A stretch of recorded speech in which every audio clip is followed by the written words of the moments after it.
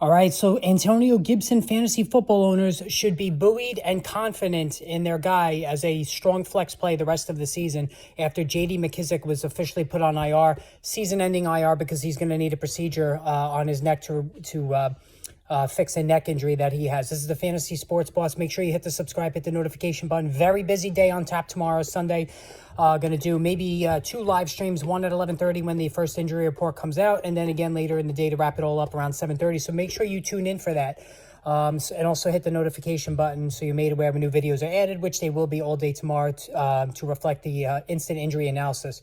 As far as Antonio Gibson, so Gibson, it's been like a circuitous route this season to where he is right now. You know, he started out in a doghouse, was returning kicks at one point in training camp.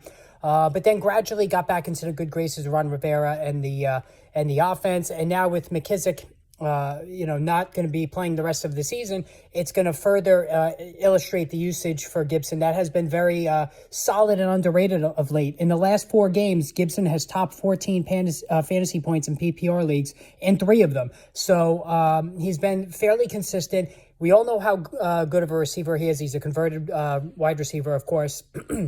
And he's also sprinkling in some, 6 to 8 rushing opportunities per game as well. Now, Brian Robinson remains the bell cow back. And also Brian Robinson owners should feel a little bit more confident in their guy the rest of the way, especially in standard leagues with McKissick out of the way. Because instead of a 3-headed monster at running back, it's now 2. And we've seen on many teams that 2 running backs could have fantasy relevancy. But in PPR leagues, Antonio Gibson, strong flex, maybe can eke out running back 2 value as well in deeper formats. But for the rest of the season, I would play him on a weekly basis. All right, again, hit the subscribe, hit the notification button. More videos on the way.